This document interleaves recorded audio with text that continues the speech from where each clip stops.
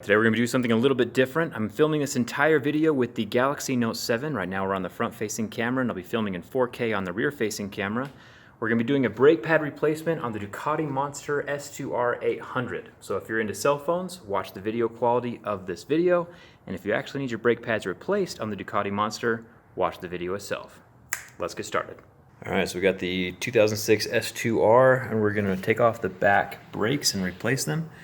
This right here is the caliper, and there are two Allen bolts right here on either side. There's one up there on the other side as well. And to remove that, you need a 6 of the little Allen wrench things. Once you've got all up in the business of the caliper and loosened it up, it's a pretty tight fit to get in there. And I'm just going to unscrew these by hand. And that should let the caliper drop off and expose the brake pads to us. And I will link all the brake pads and tools that you need down in the video description below. Looks like there's a couple washers on this. Don't know if that's factory or not. And hopefully this will just come out. Oh man, barely not enough room. That sucks. Work with me, buddy. Nice. Okay, got it out. Brake pads are here.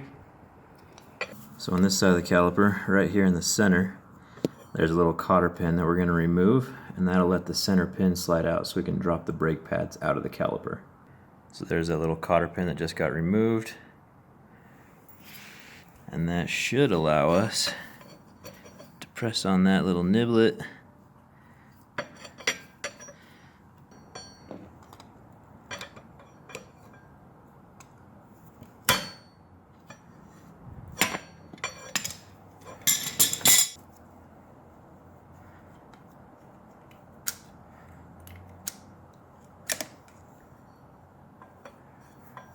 Now I got that pin out, the extra bracket falls out, and the brake pads, which should have been replaced a long time ago, fall out as well. That's pretty bad. So here are the replacement brake pads. I will link these down in the video description as well. These ones are the high performance low brake dust, so you won't see any of this, brake dust stuff on the new rim once I get these installed. You can see the difference here in brake pad thickness.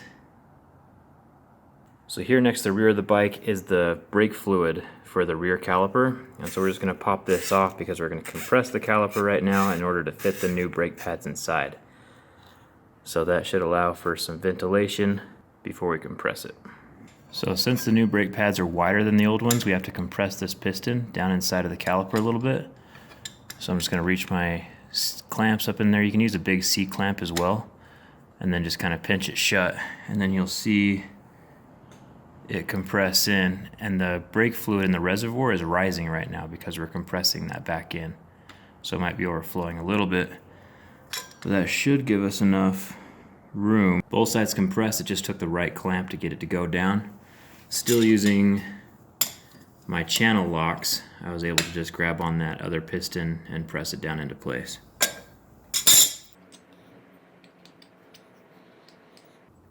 Now that's in.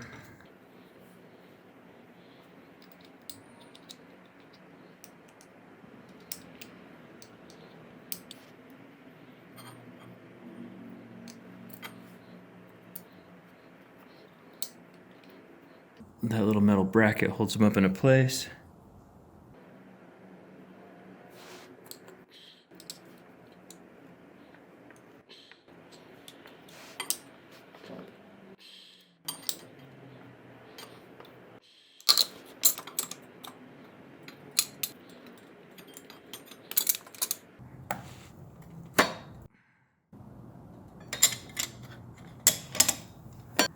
Alright, got the little cotter pin back into place and got the center pin through the caliper. And now there should be enough gap here to fit it over the rotor as I put it back into place. Perfect. Get these two bolts into place. Screw them in by hand, and then I'll tighten them with the wrench after that.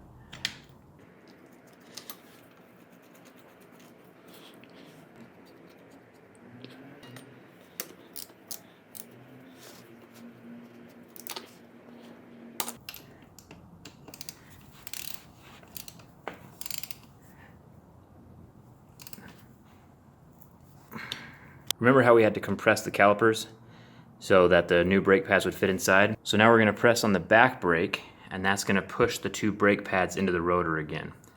So we'll make sure that's good and tight. And then make sure to screw back on your cap for your rear brake fluid as well, so you don't leak any out. Just keep in mind that the new brake pads you just put on, the surface isn't quite level, so they're not going to be completely broken in until 100 miles or so. So don't do any extreme stopping unless you're in an emergency, obviously. And make sure that this is good and tight, just like it normally would be before you start riding, so that the brake pads are completely compressed against the caliper. As always with any repair, cell phone, car, or motorcycle, you attempt this project at your own risk. Make sure that your brakes are fully functional before you actually take it out onto the road. And it's good practice to just check them every now and then anyway. If you have any questions, leave them down in the comments. Hit that thumbs up if you like this video or if you like the camera on the Galaxy Note 7. And don't forget to subscribe. Thanks for watching.